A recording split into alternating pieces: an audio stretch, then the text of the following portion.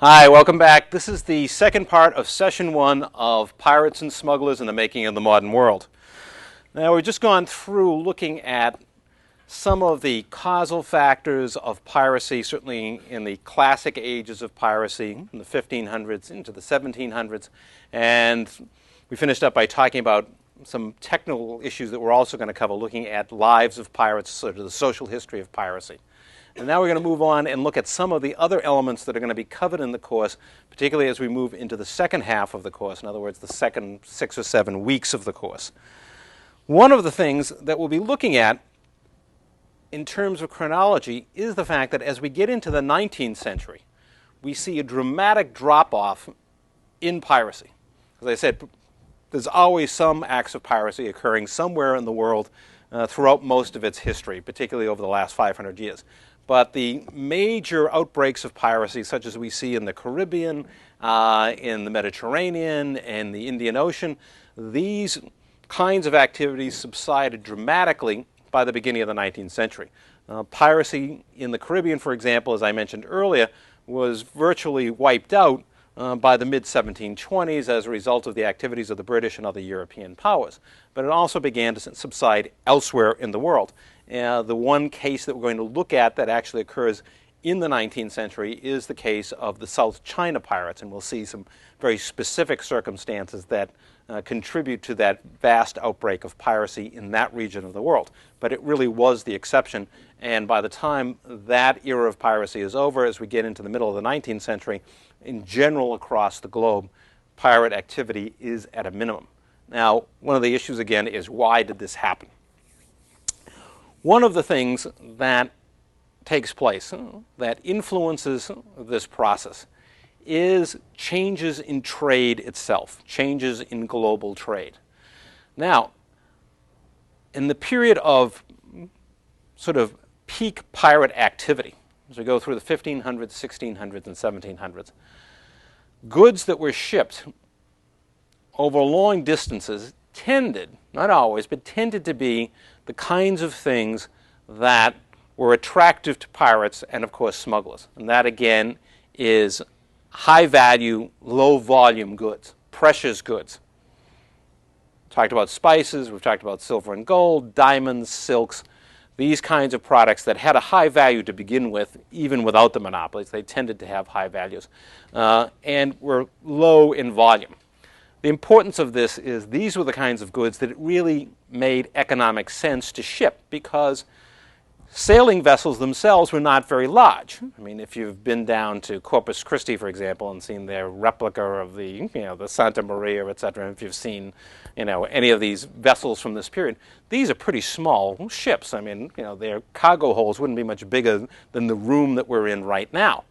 So there isn't a lot of room to ship goods. Now, there is some shipping of more mundane products, certainly, cow hides and food products, etc.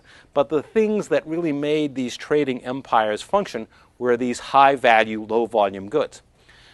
What's happening by the 19th century is, first of all, technologies have changed dramatically.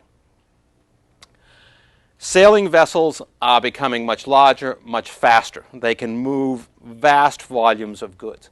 By the late 19th century, steam-powered vessels are also becoming part of this, steel-hulled vessels of even greater size and greater speed that can move vast quantities of products. More and more of the world's trade, not only by volume but by value, was being made up of bulk products. Things like cotton, sugar, palm oil. Later, of course, petroleum products would fit that same category. Iron ore, coal. If you think about it for a moment, if you're a pirate, do you really want to attack, an oil tanker? And what are you going to do with the thing? You take over the oil tanker, and now what am I going to do? Offload the oil? Where are you going to go with it? Or a ship full of iron ore? What are you going to do with this stuff? How are you going to handle it, ship it, etc.? If we're talking about silver or gold, I can stuff that stuff in a couple of boxes. I'm on my way. I sail away. bulk products alone were a considerable factor in determining that, indeed, piracy was losing some of its appeal. The targets of opportunity are limited with this kind of international trade. Now, another factor, of course, is the rise of modern navies and modern sea power. That by the 19th century, the leading states of the world were developing permanent, large naval forces. So, when acts of piracy might occur, it wasn't a matter of, well, gee, I don't know if we can get together a vessel to ship out and go after those people. There are naval patrols around the globe on a regular basis. And depending upon the Navy, the British Navy at this time certainly was the most powerful, and there were all parts of the world that they were busy protecting sea lanes. But other countries are doing it as well. The United States, Germany, France, the Dutch, the Japanese. They are out patrolling the waters on a regular basis. So the idea that a pirate can simply, attack a ship and then hide in a cove somewhere, and chances of anybody even coming looking for him are fairly minimal, those days are over. So the rise of modern navies are another factor. By the end of the 19th century, there's also the issue of telecommunications. Once you're able to have wireless communications by the beginning of the 20th century, and a ship can radio its location and transmit information on its location, then you get a problem, because then you have to worry about getting away. If the merchant captain is able to transmit information to a naval vessel that he's under attack, then somebody's going to be chasing you even before you finish your act of piracy. So these various factors come into play. Another factor that is extremely important is how trade was conducted. In the 19th century, there are still trading empires. And indeed, those empires are taking on a different form in this sense, that they are becoming land-based colonial empires, such as the colonies created by the Europeans in Africa. So we still have that type of closed system operating. But at the same time, in the 19th century, the major powers, particularly the British, are starting to move towards free trade, and especially the British. They were particularly ones pushing this. In other words, saying, well, we want to open our trade up. Now, of course, we've still got our colonies over here that we're protecting, but as far as trade with, let's say, Latin America, with Asia, with other independent countries, we feel there should be free trade. We want to remove trade barriers, reduce tariffs. And indeed, the British and other European powers will make considerable progress in that regard. They still have their colonies that they keep in isolation. But a lot of the world's trade, particularly among developed countries, between the United States and Europe, Japan, is being conducted in an atmosphere where barriers to trade are being reduced, and particularly tariffs are going down.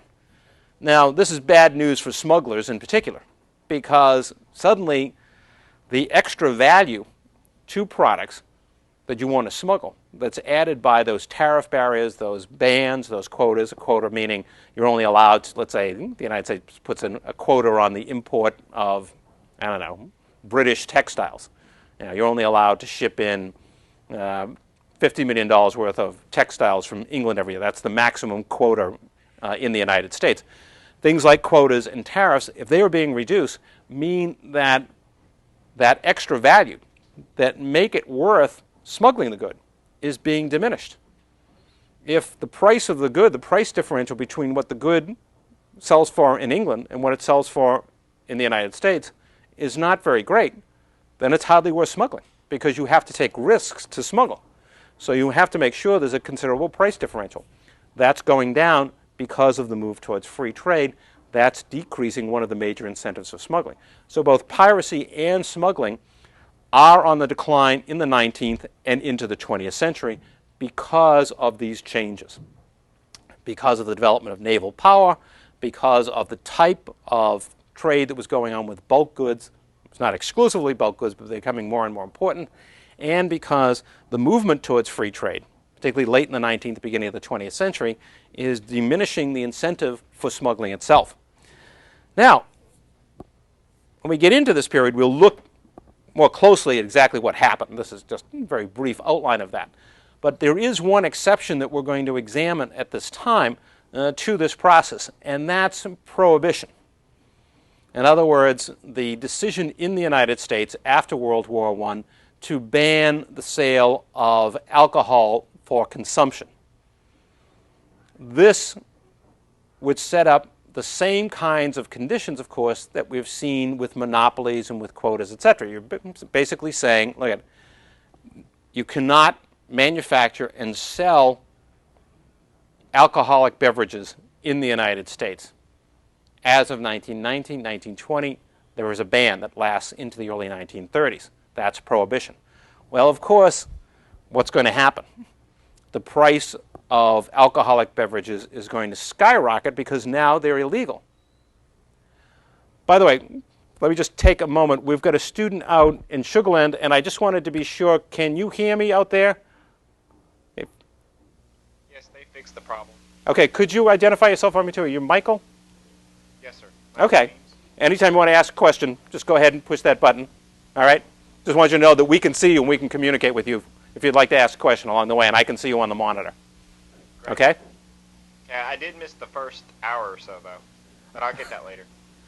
Yeah, because it will be made into a tape and it'll be rebroadcast. Okay? And you can get the rebroadcast schedule on the Distance Ed website. So you'll be able to pick that up. It'll be the exact same. Okay? All right. Okay, Phil Booth is telling me they're going to send you a tape. Yeah. God, $2. Smuggle, it'll be worth $3. Okay, so we're going to be looking at prohibition as an exception. Just as things seem to be improving around the world, discouraging piracy and smuggling, we're going to have a vast outbreak of smuggling in the United States in the 1920s and early 1930s because of prohibition.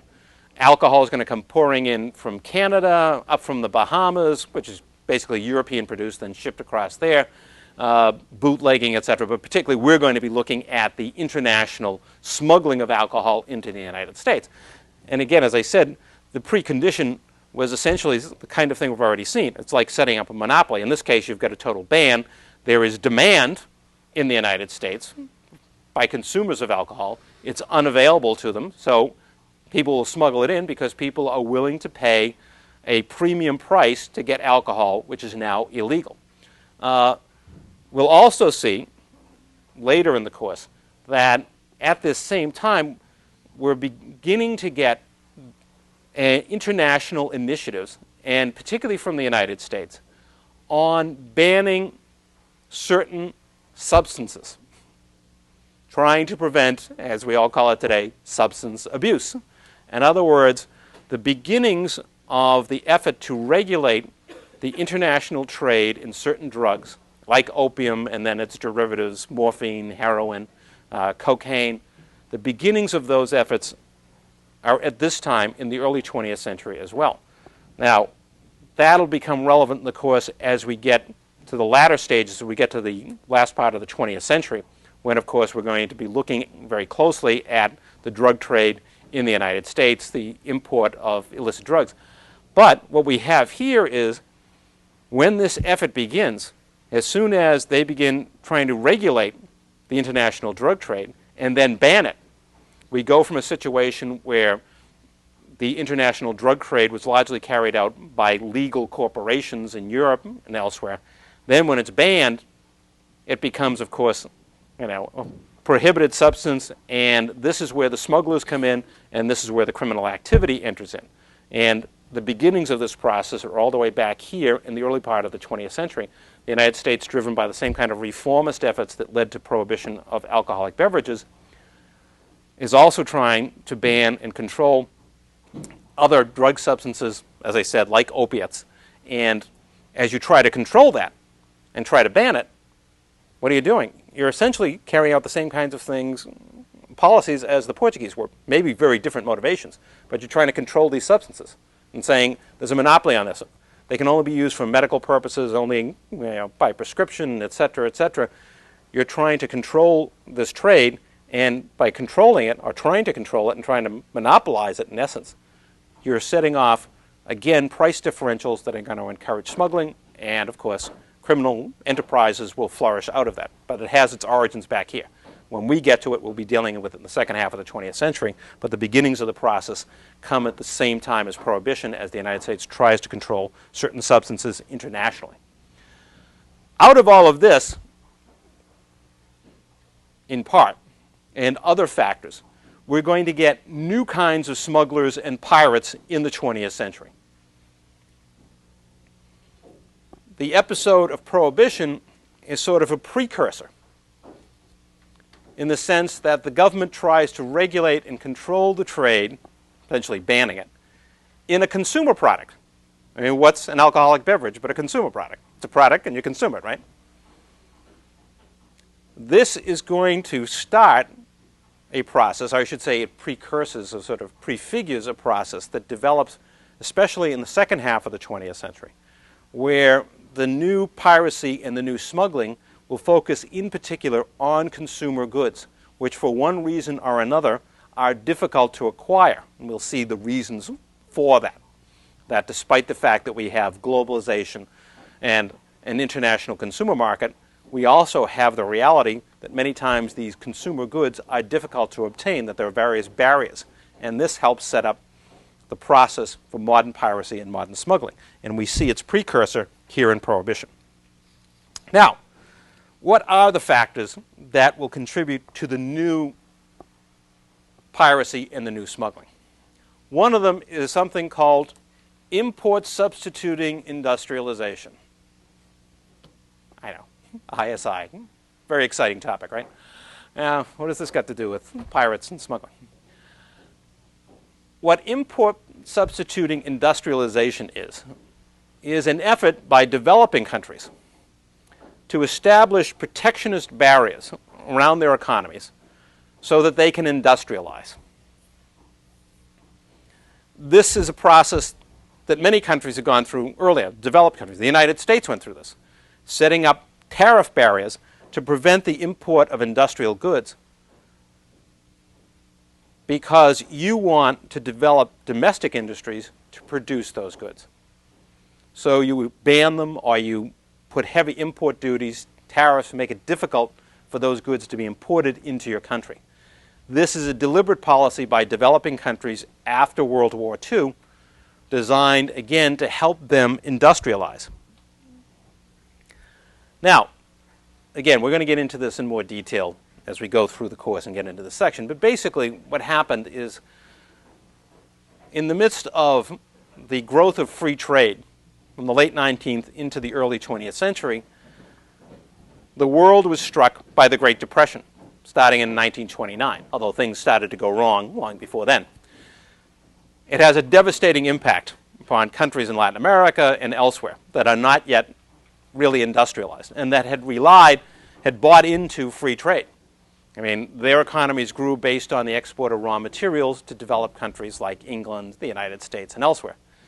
Their economies are devastated by the Great Depression. Out of that, they take the lesson that free trade is not the way to develop. If we're going to develop, we need to industrialize ourselves. And we're not going to be able to do that unless we can keep cheaper manufactured goods from other countries out. So we're going to put up quotas, we're going to establish tariffs and other mechanisms to keep those products out. And we will substitute for those imports our own industrial goods. And the state will promote industrialization. Now, okay, so what does that got to do with smuggling in the modern era? Well, as we will see, one of the major targets, in fact, the major target of these barriers were consumer goods. They want to industrialize and build industry, in part heavy industry, steel plants, power plants, etc., and consumer industry. So in part, they want to protect their own new consumer industries. But in addition to that, they realize that if their consumers go on buying foreign goods, That's money that flows out of their economy overseas, money that won't be available at home to help build industry. So there is a double whammy with consumer goods. Consumer goods are the nemesis of the industrializers in the developed world after the Second World War. They want to put huge barriers up against consumer goods. In some cases, they're going to put tariffs of 400, 500%. Okay? Pair of Nike sneakers in the United States, it's only $100, right? Some countries in Latin America, back in the 60s and 70s, $500. $500 for a pair of sneakers. Why? Because we don't want money being spent on foreign consumer goods. We want to build our own consumer industries, and we want money retained here. We want our foreign currency. We want to retain our foreign currency, our dollars, so we can go out and buy industrial machinery to build our own industries at home. So we're going to keep consumer goods out. So import substituting industrialization translates into huge barriers for consumer goods. Consumer goods suddenly become a major, major source of smuggling. This is where you can make a fortune. You can smuggle sneakers, you can smuggle cigarettes, you can smuggle washing machines, and trust me, it's all smuggled. It can all be smuggled. So this development in the third world, in developing countries, which occurs after 1945 and continues into the 1980s in most cases, sets up a very strong set of price differentials that will encourage smuggling on a massive scale, and particularly encourage smuggling of consumer goods because they're the ones that are either effectively banned or taxed to the point where it's not practical to import them and buy them. Another factor that contributes to smuggling after the Second World War, particularly as we get into the 1970s and 80s, is the flourishing of free trade zones. Now, again, we're going to get into the details of this later when we get into the course, into the second half. Basically, free trade zones have their origin in what were called free ports. Hamburg in Germany was an example of this all the way back in the 1500s. Essentially a port where you could bring goods, leave them off, have somebody else pick them up and take them on to another country or port and not pay any tariffs. The basic issue is this. You've got a ship, okay? You're a merchant vessel, and you've got, let's say, 4 kinds of products with 4 different destinations. You don't want to have to stop at every one of those destinations. You want to be able to leave, let's say, product 1 and 2 in this port, and another ship will take it the rest of the way to the destination. But if you leave the product in that port, you're going to have to pay import duties when you leave it there. That means this won't work. But if it's a free port, you can drop the goods off, leave them there in a warehouse, the other ship will come along, pick them up, and nobody pays any duty. This kind of activity existed for centuries, but on a small scale. After World War II, and particularly by the 70s and 80s, free trade zones began to flourish. Because free trade zones were more than just places where you could drop goods off and have them picked up by somebody else without paying duty. They also became places where you could manufacture goods and not pay any tariff.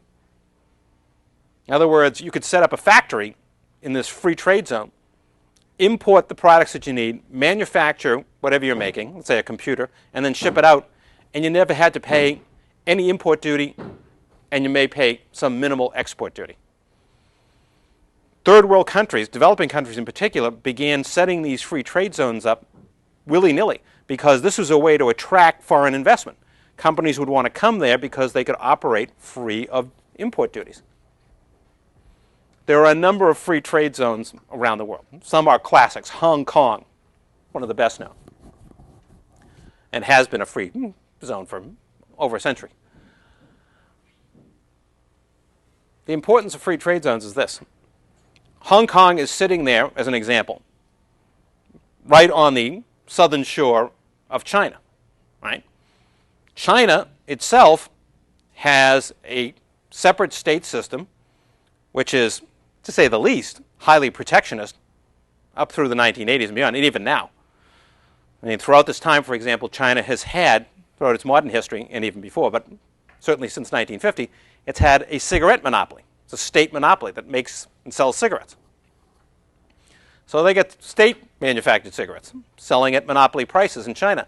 And there, right across the border in Hong Kong, you can buy any kind of Western cigarette that you want at very low prices. So immediately, you know, it's a smuggler's paradise. Goods are duty-free here. Over there, they're banned. They don't even let you import the cigarettes, or if they do, they're going to charge you a fortune. So the free trade zones, wherever they are, they immediately set up this price differential just by their very existence. And we will see that much of modern smuggling comes to focus on these free trade zones. That this is a place where you can bring goods in, and nobody's going to, you don't even have to smuggle them in to Hong Kong. You can get them that far, and they're not going to even impose a duty. That's not even smuggled. And then you can ship them from there, smuggle them into China. So they immediately set up those differentials. Free trade zones also act in another very interesting way. You have the People's Republic of China and Taiwan. Okay? Taiwan is the nationalist government. It's the bitter enemy of the communist government in China. And for years, they essentially prohibited trade with each other. And even now, they limit trade to certain goods. Only certain goods can be traded between Taiwan and China. All right. So what do? We're the Taiwanese, what do they say? Okay, I fill my ship with computers, ship them to Hong Kong. And then somebody in Hong Kong ships them into China. That's fine. That's not illegal. These goods didn't come from Taiwan, right? They came from Hong Kong. And we do it the same way the other way. You're a manufacturer in Shanghai. You want to export goods to Taiwan. Can't do it. I ship them to Hong Kong. And then my agent there, he might repackage them, put a different label on them. He ships them to Taiwan. Legal. These goods didn't come from People's Republic of China. They came from Hong Kong. So you can get around barriers in this way as well using free trade zones. It's smuggling. But free trade zones will facilitate. They become a major mechanism in modern times for facilitating smuggling. Now, other factors that have encouraged smuggling and piracy. The collapse of state systems in the last several decades, and the collapse of the Soviet Union, Eastern European governments. And although China's government has not collapsed, it has undergone vast changes. And in the process, it has suffered a considerable decrease in the efficiency of its bureaucracies. Why? Because bureaucrats are paid poorly. Now that you have a certain degree of free market activity in China, people are generating money that they can use to bribe officials, etc. But particularly in places like the Soviet Union, Eastern Europe, also in Africa, you've had many states whose power has either disintegrated completely or where they have become severely disrupted. This presents an ideal opportunity for smugglers, of course, because it's very easy to get in and out of these countries. For example, in the former Soviet Union, there has been vast smuggling of raw materials, of iron ore and other products, uranium, etc., out through the countries like Lithuania. Now, these countries look like these Baltic states that were former parts of the Soviet Union look like major mineral exporters, and they are, but they're not exporting their own minerals. This stuff was smuggled through the Soviet Union. Why? Because there's been such disintegration of state power, very hard for the state to control smuggling. Same with piracy. Talking about pirating of consumer goods, making CDs, software, okay? Pirating cigarettes. I mean, making, you make, it says Marlboro on the package, but it's not really Marlboro cigarettes. You're just using the label. All kinds of consumer good and technological pirating goes on in these states because who's going to stop them? I mean, the government has barely any control over the economy as it is. And oftentimes, the creation of these goods is being carried out by the state itself. These are governments that are hungry for revenue. In Bulgaria, the state set up a series of plants for making CDs. They're making tens and tens of thousands of CDs to ship out to the rest of the world. They were pirated CDs. And they were being generated by state-owned industry. They needed the money. So the weakening of political systems in the latter part of the 20th century has also contributed to modern piracy and smuggling, simply because it's weakened those states and also created great opportunities for the pirating of consumer goods. Another factor that plays into smuggling is the issue of appeasing consumers. When you're a developing country and you say, okay, we're following ISI, import substituting industrialization, we're putting up these barriers to consumer goods, we're going to make our own. What you're also telling people is those Nike sneakers are now going to cost you $500. Consumers are not happy. So almost inevitably, even the states that pursue these policies to ban essentially consumer goods often look the other way in terms of smuggling. They have to allow a certain amount of it, otherwise they're going to face outrage from consumers who want these goods. So allowing a certain number of smuggled goods helps appease people. It's a little bit like the Spanish colonial officials saying, I obey but I do not comply.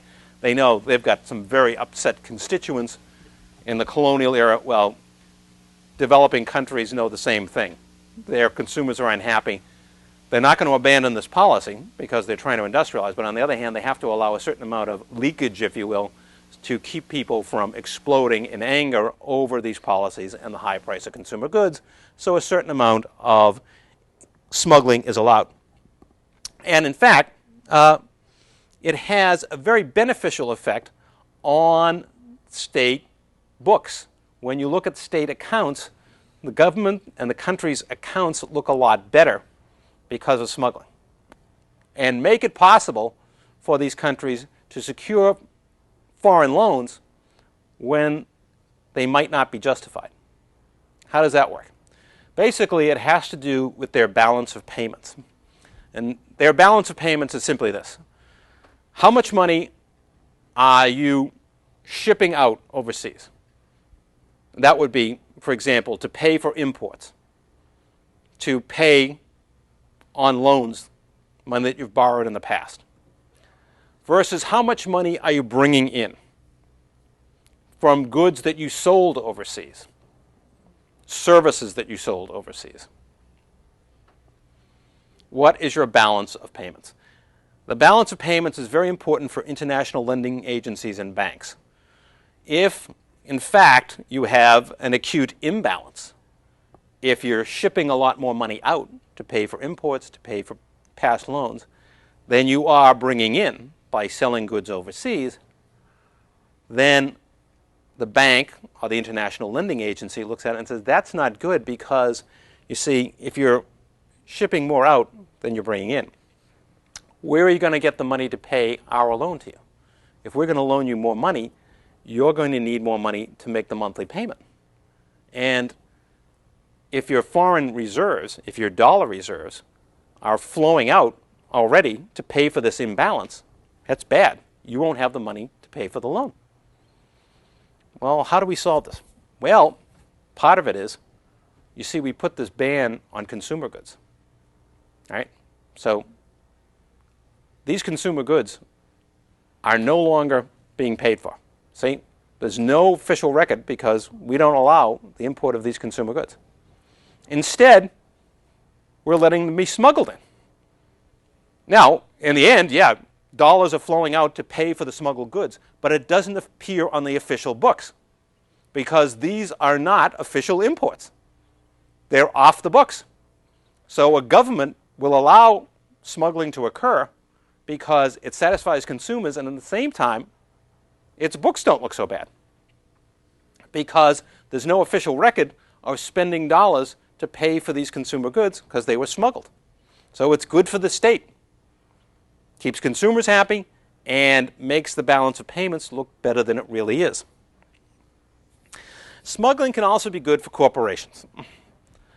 Now, corporations are furious over acts of piracy, people stealing their trademarks, their brand names, smuggling their goods. But the fact is there are times when smuggling can be good for a corporation. One way that it can be good for a corporation is making a market.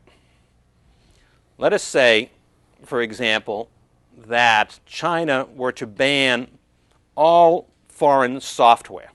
And I'm not saying, I'm using this as a hypothetical. Okay? Actually, Microsoft has a deal with the Chinese government to use its software. So this is not an actual case. It's a hypothetical. But if they were to do that, then Microsoft and other software makers suddenly would have no market in China.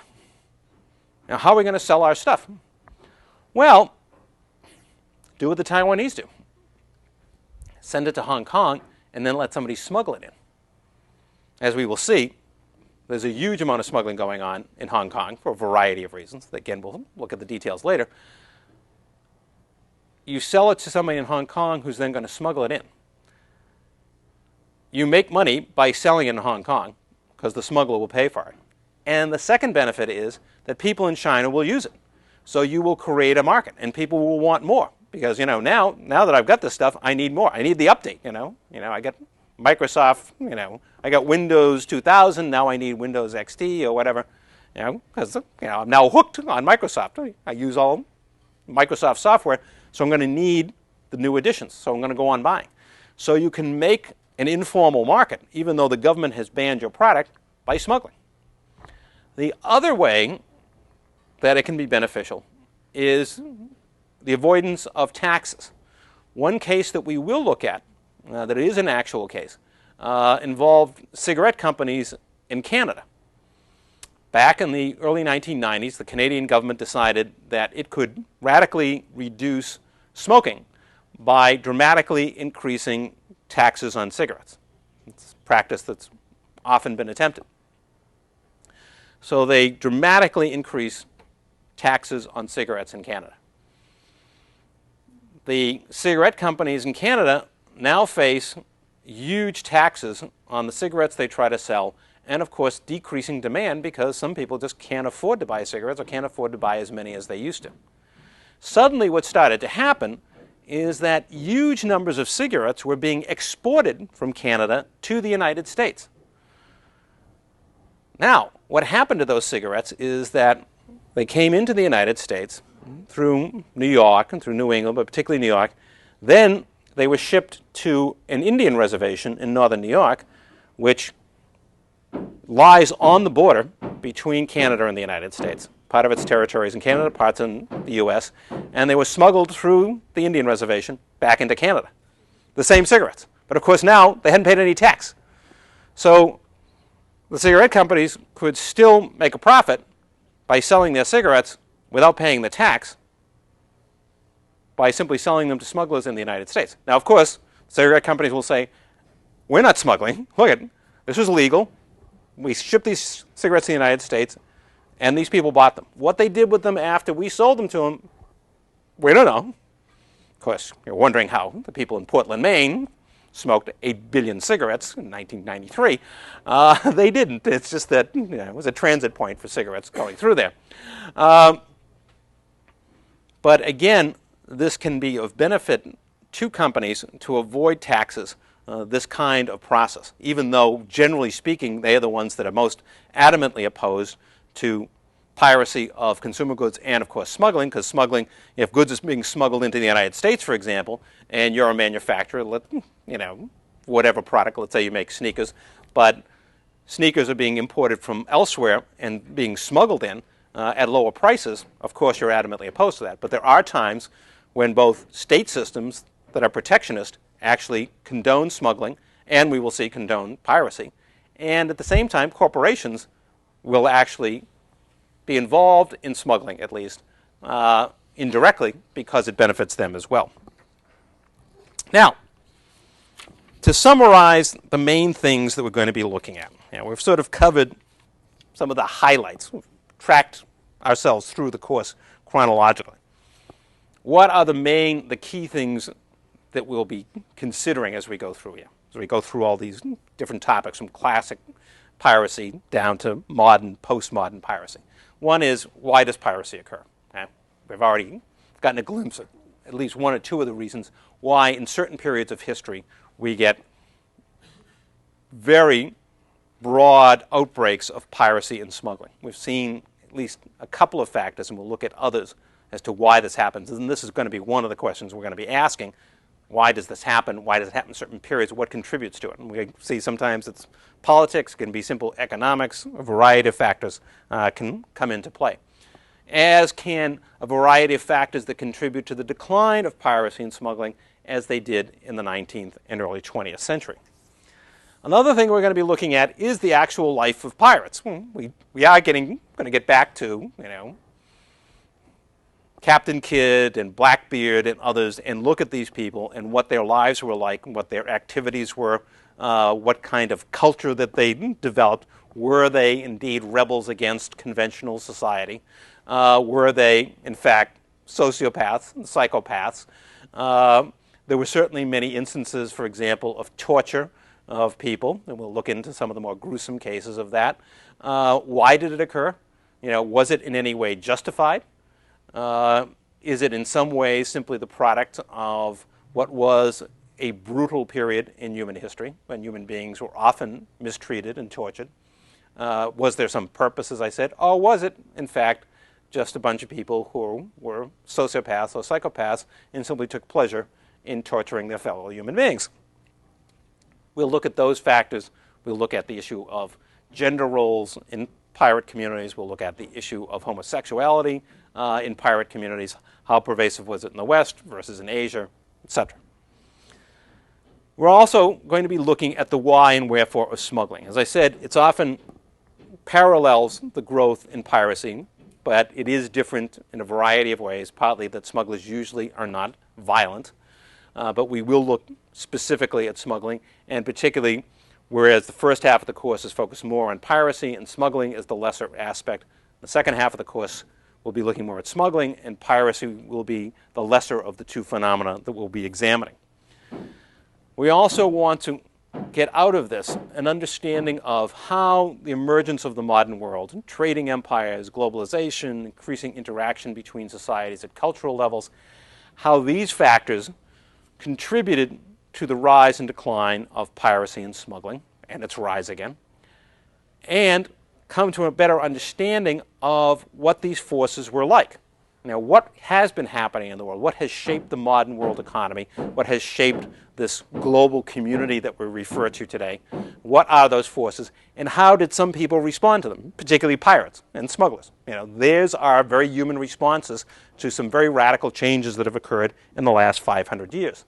So ultimately, we'll come to an understanding, or a better understanding, of what pirates and smugglers were all about, and at the same time, a better understanding of the forces that have shaped the modern world. Those are the key points of the course, and it only took, an hour and a half to cover the key ones. But that is a brief outline. You've sort of got a very basic roadmap from here until the end of the course, major themes, kind of analytical factors we're going to consider. Now, what I want to do is talk for a while about the mechanics of the course. How does stuff work? Now, let me point out, since this is a televised course, it'll be taped, it'll be rebroadcast, and then in the future, it's going to be shown again and again, God knows how many times, till people stop watching it. Because of that, I'm going to be a little bit vague in talking about specific assignments. In other words, book titles, specific assignments.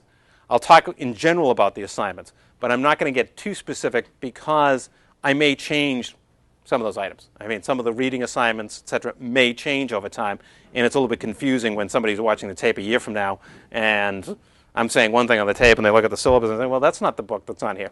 So I won't say that. I'll say that there are certain assignments, and this is what you do with them.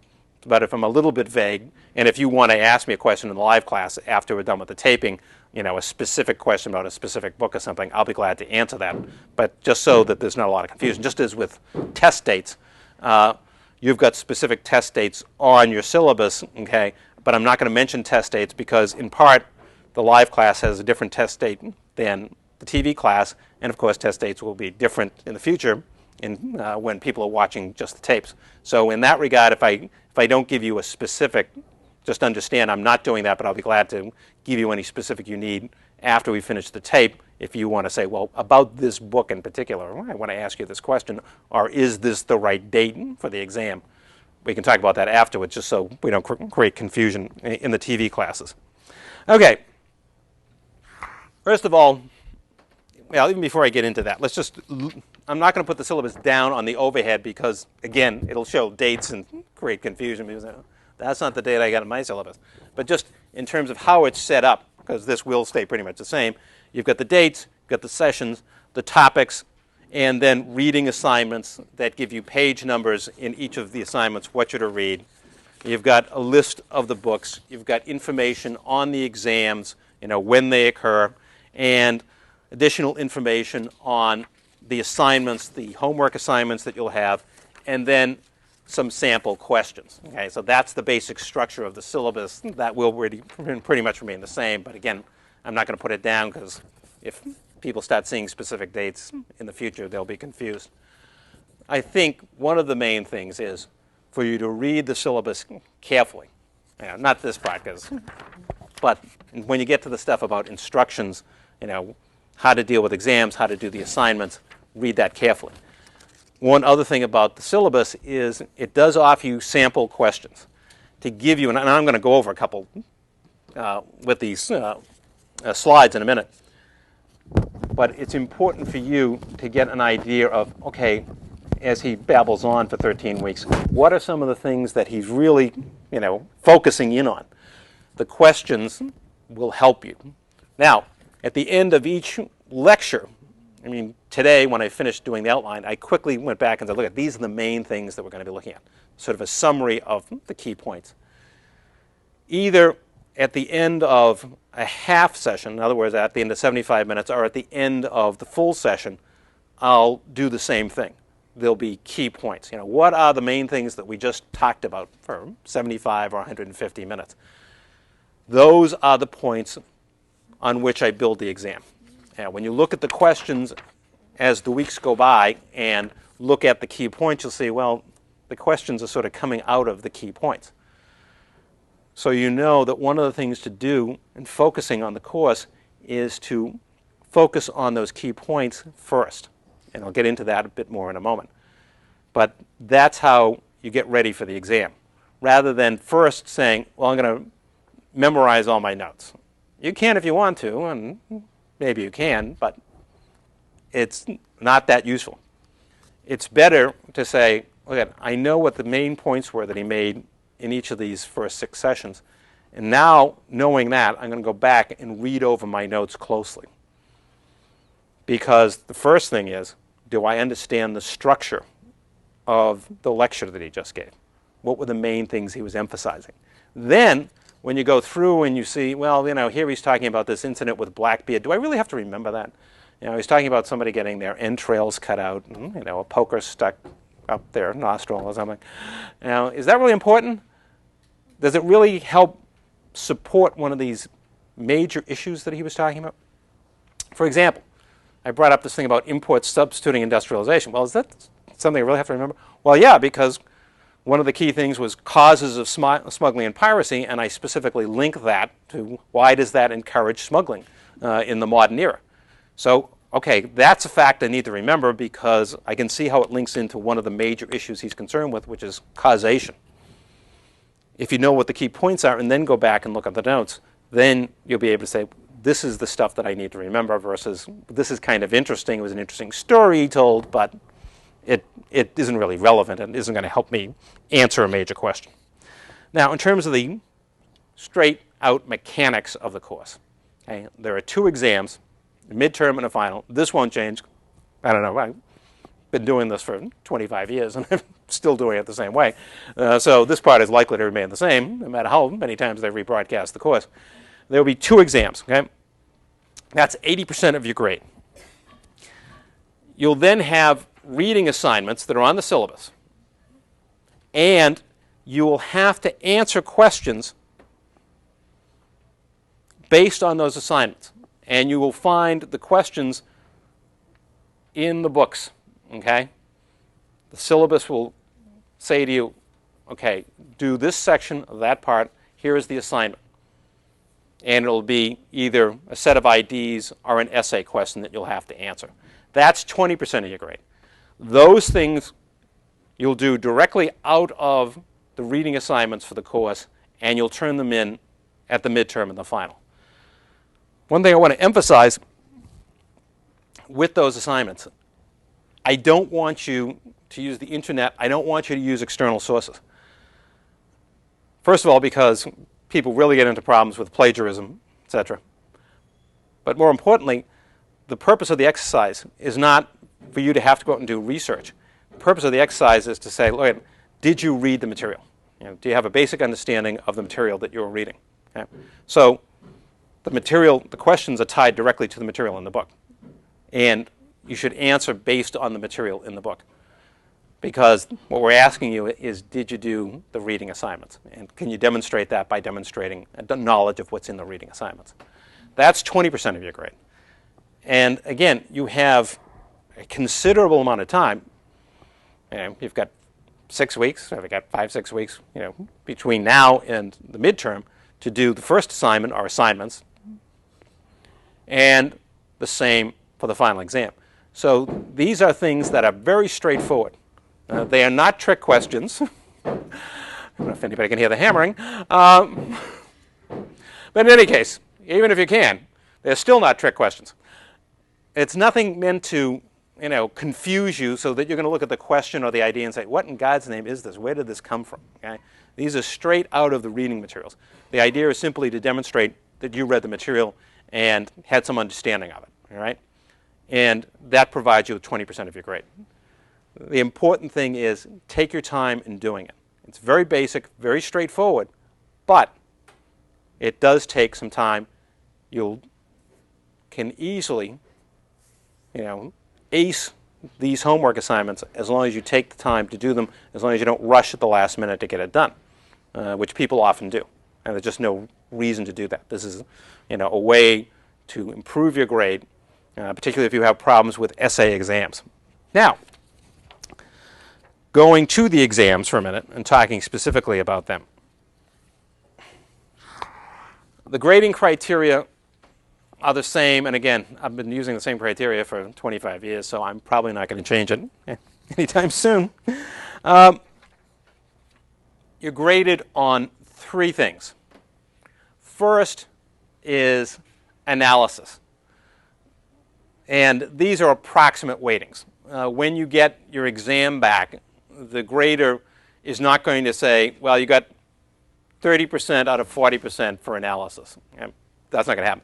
But these are the approximate weights that the grader has in mind when he or she goes through your exam. 40% for analysis. In other words, it's important. It's one of the 2 most important of the 3 factors. And what's analysis? Analysis is simply this. The questions, and you get sample questions, are either asking you why or how something happened. What were the causes of piracy and smuggling in the early modern world? Why did piracy and smuggling occur? That's what it's saying. You have to answer the question.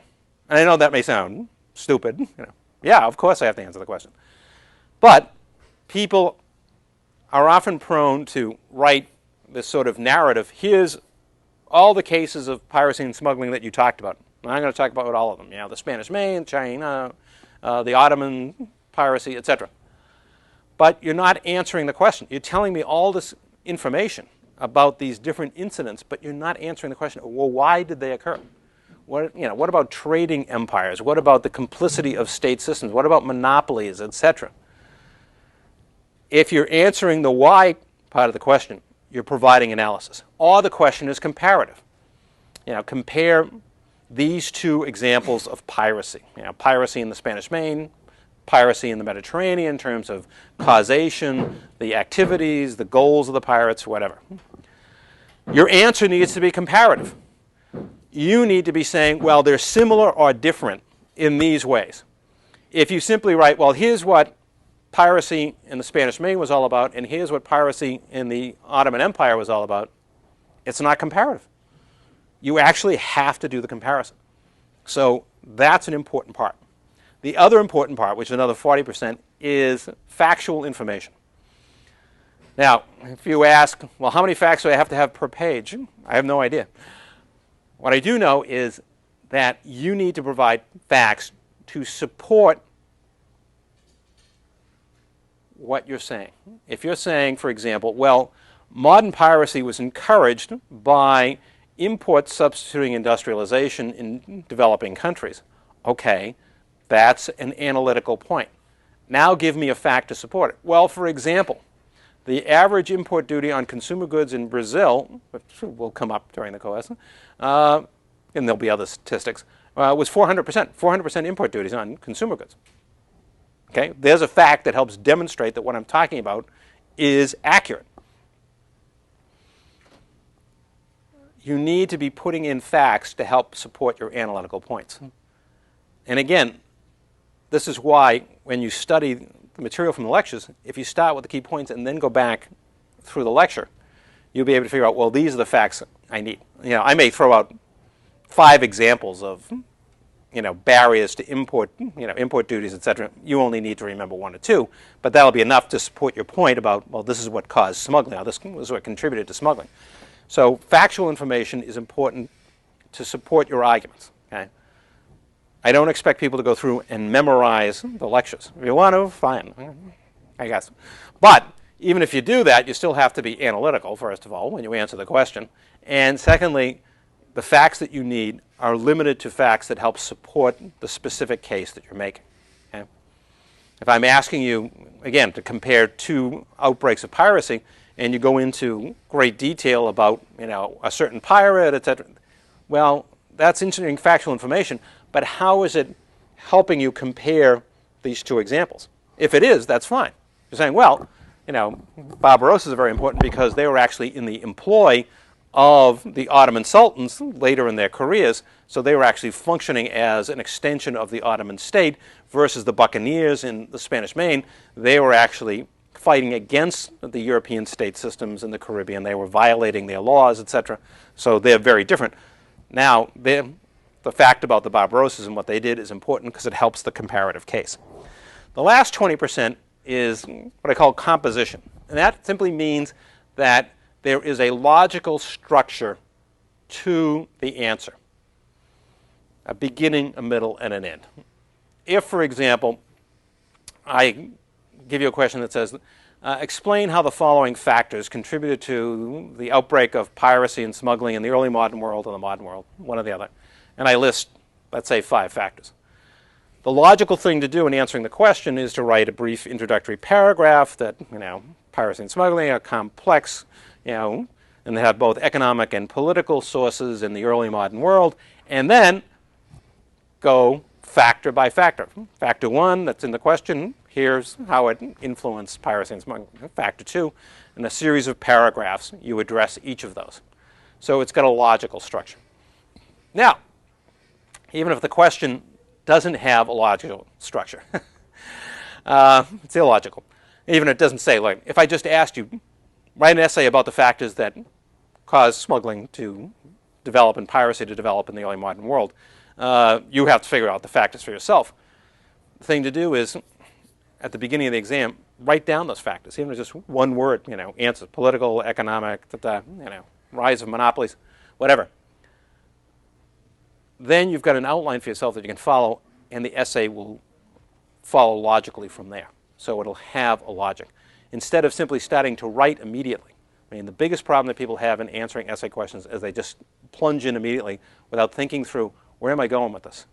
And oftentimes you find yourself, it's halfway through the exam time and you're 1/4 of the way through your answer because, I just got into this one factor and I really didn't move on.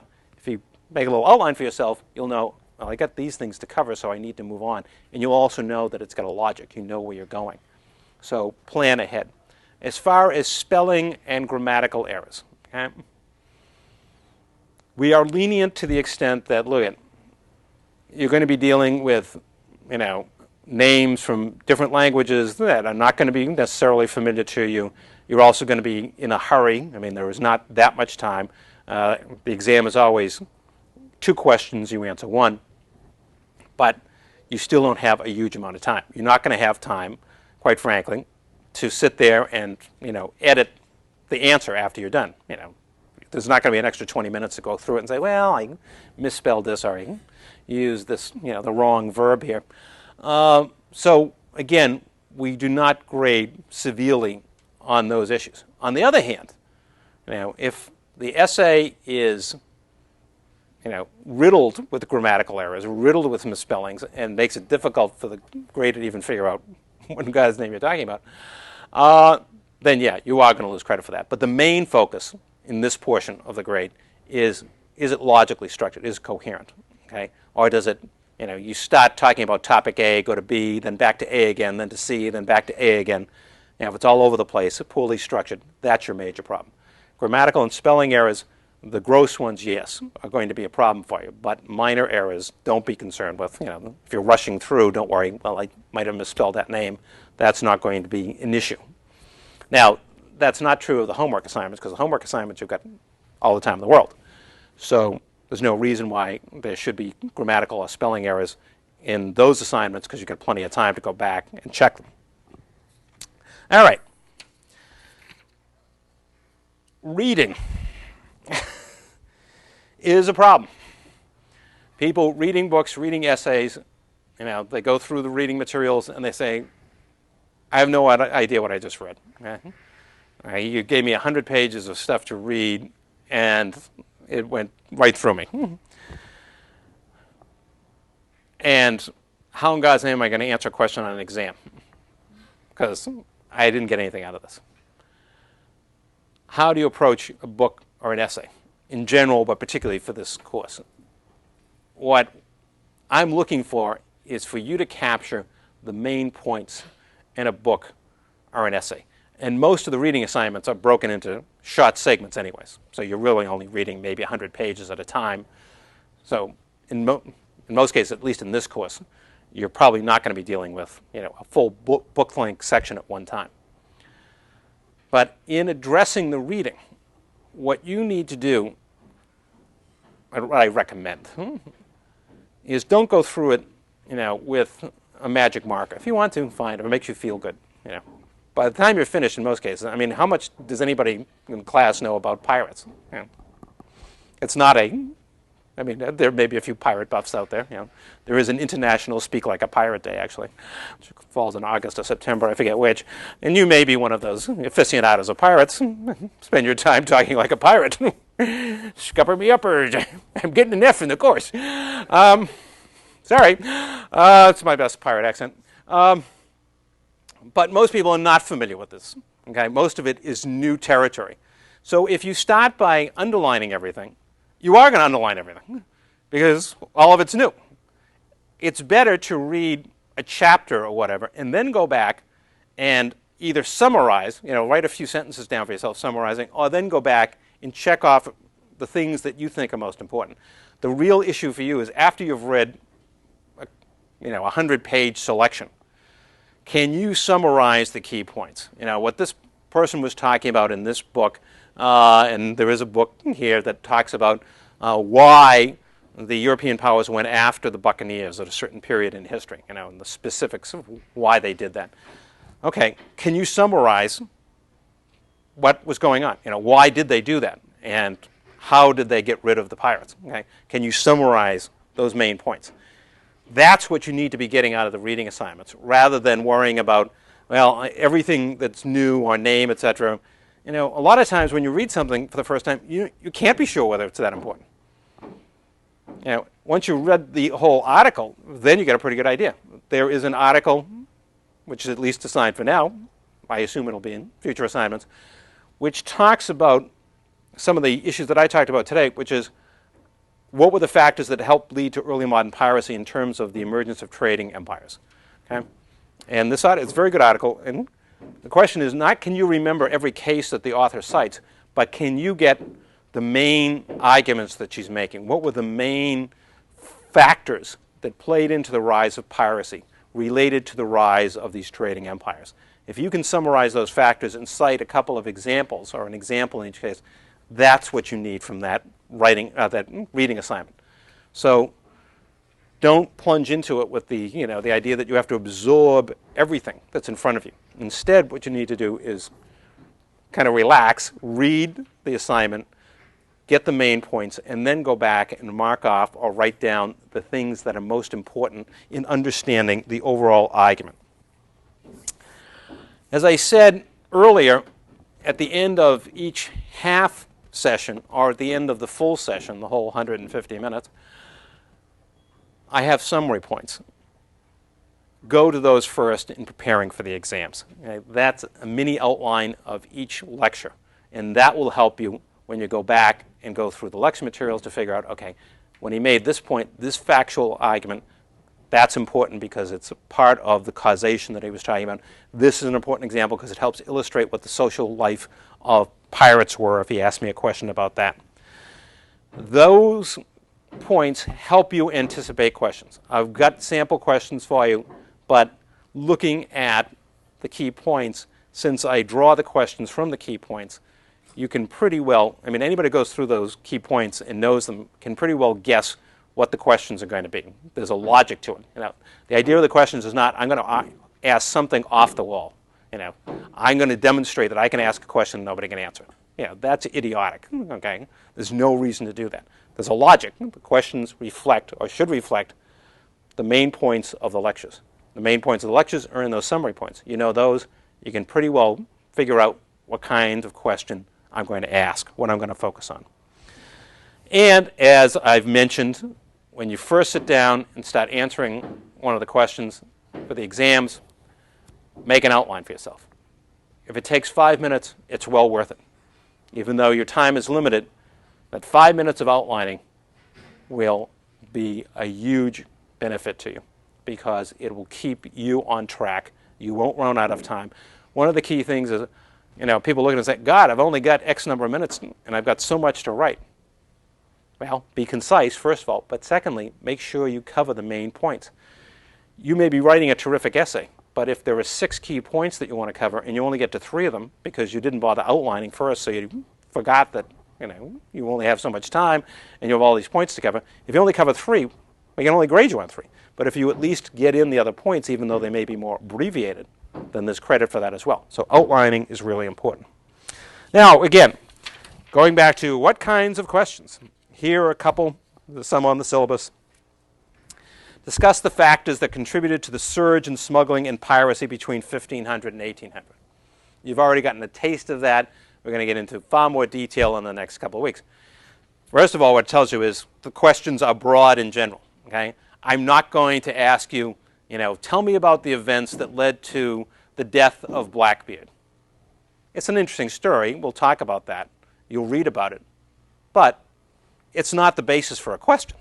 The course and the exams have far more breadth.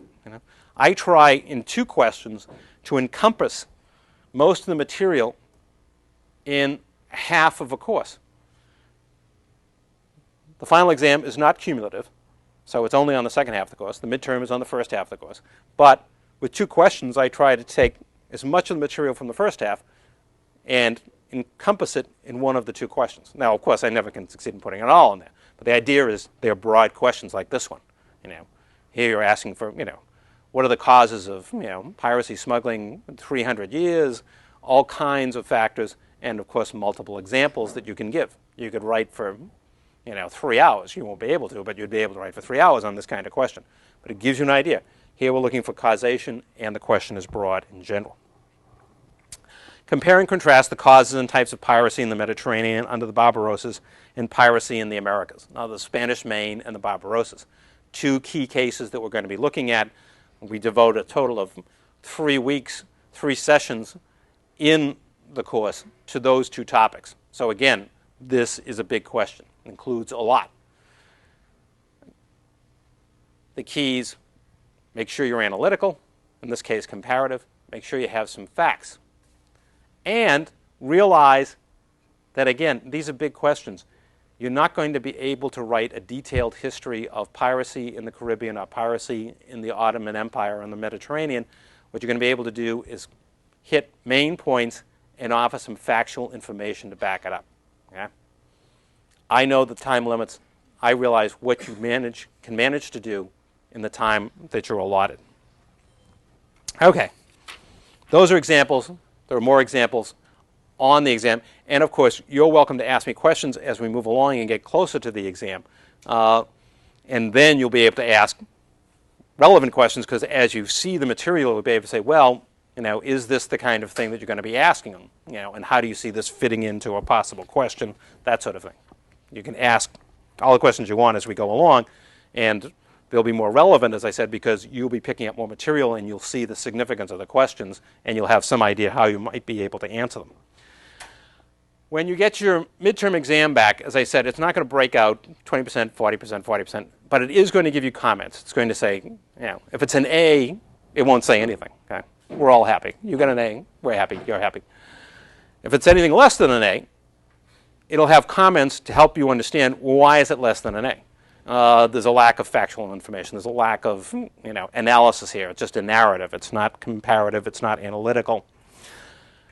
Those comments are important for two reasons. One, because if you pick up on them and modify what you're doing for the final, you'll do better. I mean, the grading in courses is very consistent. The same standards, same techniques, and you've got the same person grading your exams.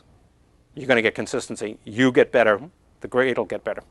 The other reason is that if you want to appeal a grade, if you have a problem with the grade that you're given, you go to the grader. Okay? But you can't go to the grader with illogical appeals. Illogical appeals are, my mother's on a respirator, and if she sees this, she'll die. Try to get her more oxygen. Then show her the grade. I have to graduate this semester, and I can't graduate with this grade. Okay? Because they won't give me credit for it. Okay? I never got a grade this bad. Okay. Something new in your life. On the other hand, if you go in and say, look, in your comments you said that I didn't have any factual information about points 3 and 4, but I went through the exam and I underlined a few things for you, and I think you'll see that the facts are there, okay? That I did have some facts in there. Okay, now there's a basis on which you can talk to the grader, and the grader can say, okay, well, I'll look over the exam, and I may have made a mistake. That's logical, and that's why the other reason the comments are important, because it gives you a basis for going in and saying, look, politely, of course, he'll be polite, she'll be polite, whoever, but saying, look, there's a basis for disagreement here, and the basis is, I looked at your comments, I looked back at my exam, and this is why I disagree and would like you to examine it again. Also, learning from the teaching assistant. I mean, people in the live class have plenty of access to me. People in TV class are going to have a lot less access. It's important to use the teaching assistant. The teaching assistant will know this material as well as I do, particularly this time around because it's new for both of us. But the teaching assistant really has a command of this material. These people are graduate students in history. They are well trained. They know what they're talking about. So if you've got questions on the material, go to the teaching assistant and he will be of help. Obviously, people in live class, it's very easy to just stop me and grab me and whatever else you want to do to me. Never mind. But in any case, it's very easy to get a hold of me and talk to me in person. But for television, the easiest thing is go to the grader, and the teaching assistant really knows what he or she is talking about. And don't be afraid to ask questions in class. I know the environment here is a little bit intimidating. It's a studio. You got a mic in front of you and so forth. But you get questions, I'll be glad to answer them. The other good thing is, of course, you notice that I talk in rather rapid-fire fashion. If you ask me a question, I'll have to stop doing that. Well, I'll have to stop the lecture long enough to answer your question. I have no problem with doing that. I can pick up just like that where I left off. If you raise your hand, I may, I'll want to finish a thought or a sentence or something, but then I'll be glad to answer the question. But don't be afraid to ask questions. I mean, it'll be helpful to you, helpful to other people in class. I have no problem with it. As I said, I pick up and go on from there, and it'll give you a little bit of a breather if I'm off answering a question, whatever the question may be. One last thing to consider is a subjective issue, are you in over your head? And I say this just from experience, and it's particularly a problem, I think, for people taking distance ed courses when they're watching them on TV, because there is this sort of alienation. I mean, you know, I'm a face on, you know, the television screen. The grader is just this anonymous person on the other end of an email address. You really do have to, and it's very easy to fall behind because, you know, you're not scheduled. You don't have to go here, there, or wherever. It's very easy to fall behind, all right? If you find yourself in that kind of situation, don't be afraid to approach the grader, approach me, you know. And if you're in a situation where we really can't help you in terms of, you know, you're sinking fast and you're just lost, the important thing is, if that does become a problem, don't be afraid to drop the course. Okay? For some reason, you know, people will, you know, go on, soldier on right to the last second, take the exam and get themselves in big trouble. Assess your situation at least several weeks before the first exam. Figure out, have you kept up with material? Do you have a reasonable understanding of what's going on? If you don't, ask for help. And if we can't solve the problems for you, if we can't get you up to speed in time, the course will be offered again. Even if it's something you have to take for a requirement, you'll be able to take it again. We offer these courses on a regular cycle. So don't be afraid to do that. Don't get yourself in over your head, okay? So be aware of where you're at in the course, all right? Next week, we're going to take a broad look at the early modern world, see in more detail what was going on with these great empires, and that will be the backdrop to the following weeks when we'll get into the specific cases of piracy in the Caribbean and in Asia and in the Mediterranean. But for next week, this broad perspective on the world as it was changing from about 1200 AD on down as a backdrop to the causes of early piracy and smuggling in the early modern world. Till next time, thanks.